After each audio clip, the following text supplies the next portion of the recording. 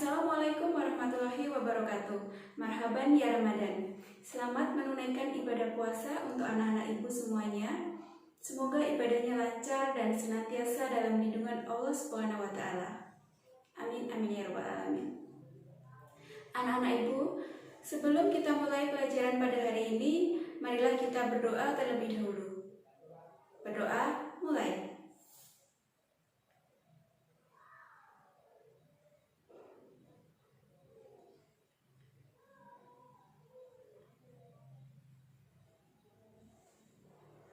Berdoa selesai.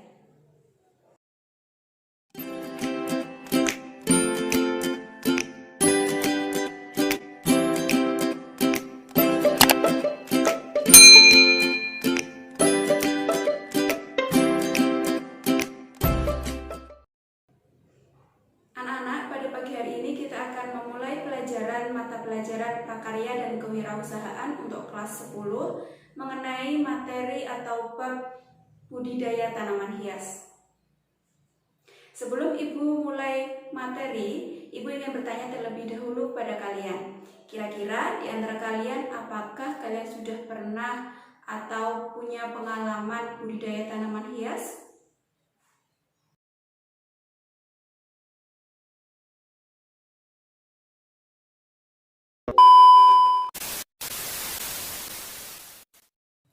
Baiklah, sekarang kita akan mulai mempelajari bagaimana konsep, kemudian sistem produksi, dan cara pemasaran dari tanaman hias itu sendiri. Pertama, kalian harus memahami terlebih dahulu konsep dari budidaya tanaman hias. Sebenarnya apa sih budidaya itu?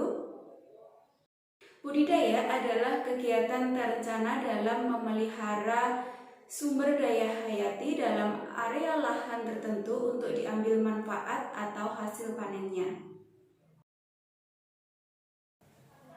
Selanjutnya, apa sih yang dimaksud dengan budidaya tanaman hias? Yuk kita perhatikan di sini. Budidaya tanaman hias adalah sebuah kegiatan pengelolaan tanaman atau bagian dari tanaman hias yang dapat diambil manfaatnya untuk memenuhi kebutuhan manusia dengan mengelola tanaman atau lingkungan tumbuhnya seperti tanah, air, udara, dan cahaya matahari. Baiklah anak-anakku, sekarang kita lanjutkan membahas mengenai jenis-jenis dari tanaman hias.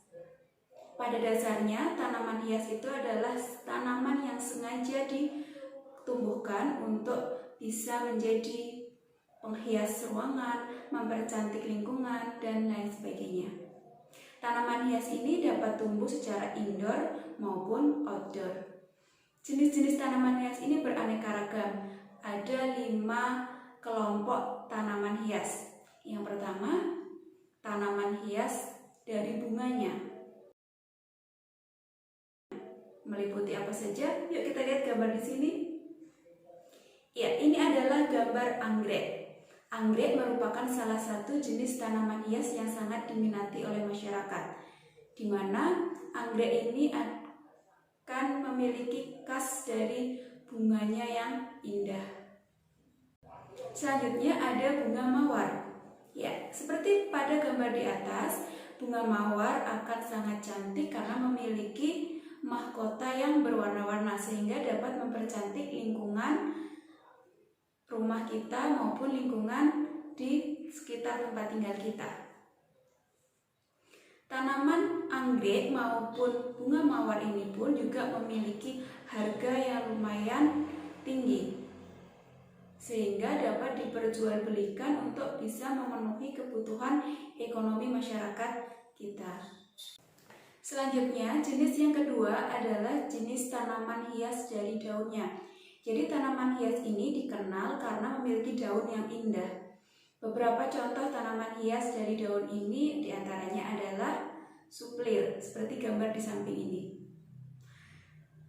Suplir ini memiliki daun yang khas, yaitu daun yang bergerigi warna hijau, termasuk dalam jenis paku-pakuan. Kemudian contoh selanjutnya adalah Sri Rejeki atau tanaman yang termasuk termasuk dalam golongan talas. Kemudian contoh selanjutnya adalah kuping gajah seperti gambar di samping ini. Tanaman kuping gajah ini memiliki ciri khas dengan daun yang lebih lebar dibandingkan dengan jenis tanaman-tanaman yang lainnya. Baik, sampai di sini kira-kira ada yang bisa menambahkan contoh dari tanaman hias yang berasal dari daunnya. Ayo, kalian pasti tahu yang namanya tanaman hias janda bolong. Tanaman hias ini juga sangat ngetren akhir-akhir ini, bahkan memiliki harga yang sangat fantastis. Maka dari itu, budidaya tanaman hias ini ternyata dapat mengangkat perekonomian atau laju ekonomi di Indonesia. Jenis tanaman hias yang ketiga adalah tanaman hias dari buah-buahan, di mana tanaman ini dapat menghasilkan buah-buahan yang cantik sehingga dapat menjadi daya tarik untuk diproduksi atau bahkan diperjualbelikan. Tanaman hias ini memiliki bermacam-macam contohnya. Misalnya seperti gambar pada samping ini ada cabai pelangi. Cabai pelangi ini ternyata sangat digemari oleh masyarakat Indonesia karena memiliki karakteristik dari tumbuhan yang berbeda dengan tumbuhan-tumbuhan yang lain, sehingga sangat menarik untuk dijadikan hiasan. Tanaman hias bunga yang lainnya ada buah naga. Selain baik untuk dikonsumsi, ternyata buah naga ini juga bisa menjadi hiasan atau menjadi tumbuhan yang dapat mempercantik ruangan atau mempercantik teras atau taman kita. Contoh yang lainnya adalah nanas mahkota atau modusa seperti pada gambar di samping ini, di mana tanaman ini juga menjadi tanaman hias yang digemari oleh masyarakat karena memiliki buah yang menarik dibandingkan dengan tanaman-tanaman hias yang lainnya. Jenis tanaman hias yang keempat adalah tanaman hias batang. Tanaman hias batang ini memiliki daya tarik yang berasal pada batangnya. Contohnya ada bermacam-macam, diantaranya bambu kuning seperti gambar di samping, kemudian ada juga kamboja seperti gambar ini, kemudian ada kaktus. Semua jenis tanaman ini juga dapat dijadikan hiasan yang mempercantik lingkungan di sekitar kita. Jenis tanaman hias yang terakhir atau yang kelima adalah tanaman hias akar. Tanaman hias akar ini memiliki daya tarik pada akarnya yang dapat tumbuh baik di dalam tanah maupun di atas tanah sehingga dapat mempercantik lingkungan atau rumah kita.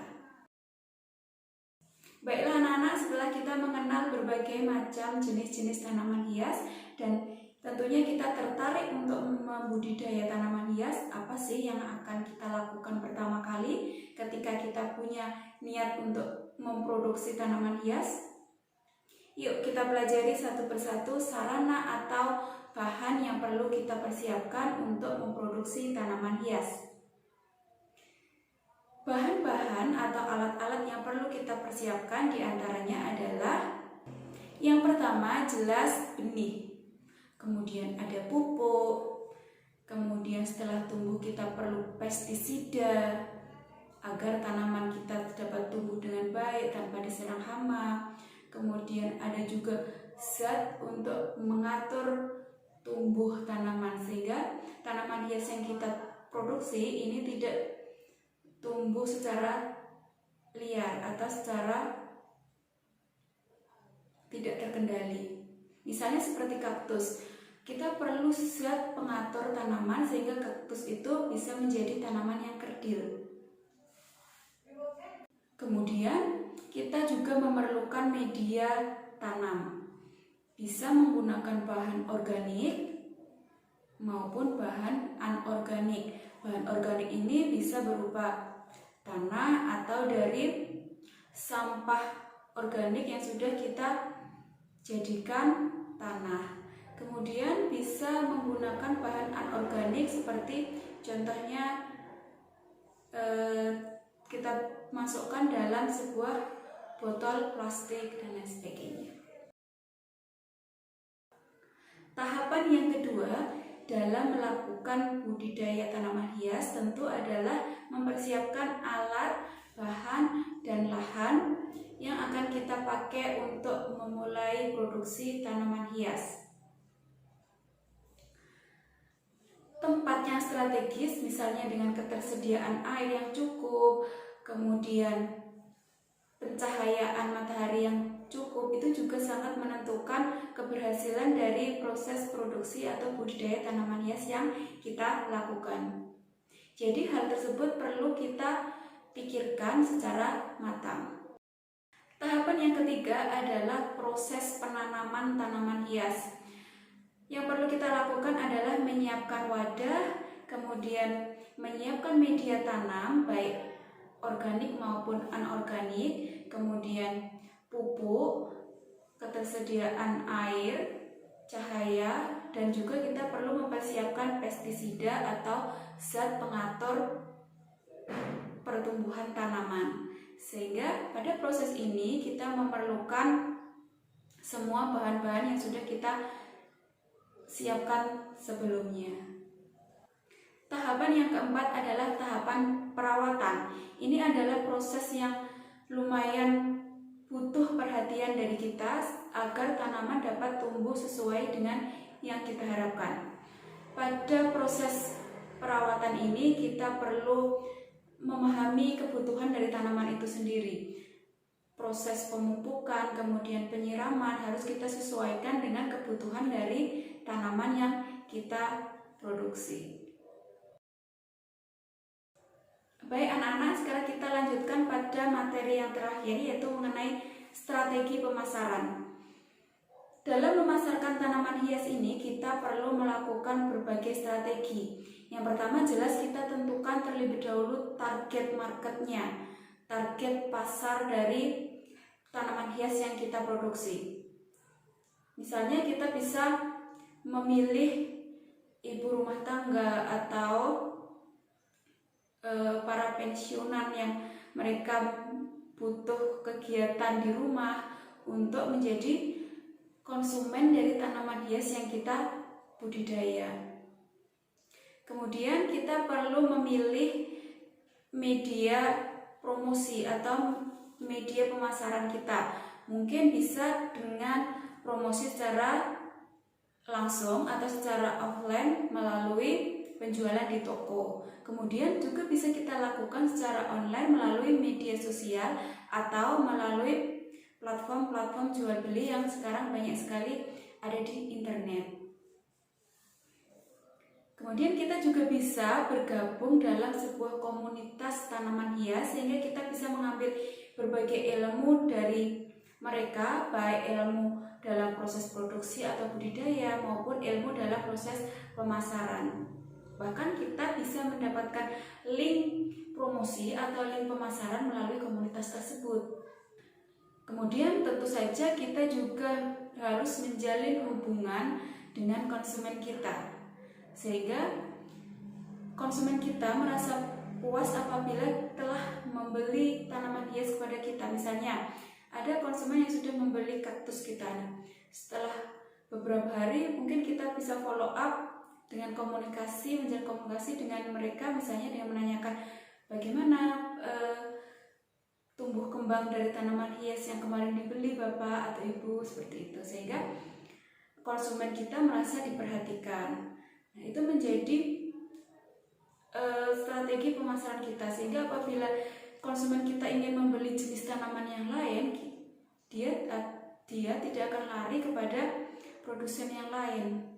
Seperti itu anak-anak. Setelah kita melakukan strategi pemasaran, kita dapat melihat hasil dari proses budidaya dan proses pemasaran dari tanaman hias yang kita lakukan, maka kita perlu melakukan evaluasi. Misalnya, apakah modal yang kita keluarkan sebanding dengan income yang kita dapatkan. Kemudian kita juga perlu melakukan evaluasi terhadap proses tumbuh kembang dari tanaman hias kita. Mungkin ada apa sih kendala yang membuat tanaman hias kita banyak yang mati misalnya. melakukan evaluasi terhadap proses pemasaran kita. Kenapa ya secara langsung, secara offline ini tidak bisa berjalan secara lama, sementara secara online kita bisa melakukan pemasaran dengan jangka waktu yang lebih panjang. Nah, itu bisa kita jadikan bahan evaluasi, sehingga untuk proses produksi tanaman hias selanjutnya kita bisa lebih baik lagi, bisa lebih kita ambil manfaatnya lebih banyak lagi, bahkan mungkin bisa menjadi sarana untuk memperbaiki perekonomian baik secara pribadi dalam diri kita maupun secara umum kepada masyarakat. Baiklah anak-anak, sekian dulu pelajaran prakarya dan kewirausahaan Bu Yeni pada pagi hari ini untuk bab budidaya tanaman hias. Apabila ada pertanyaan, silakan kalian dapat komen di bawah atau bisa juga langsung japri Bu Yeni. Untuk pagi hari ini Ibu akhiri dan mohon maaf apabila banyak kekurangan. Ibu akhiri, wassalamualaikum warahmatullahi wabarakatuh.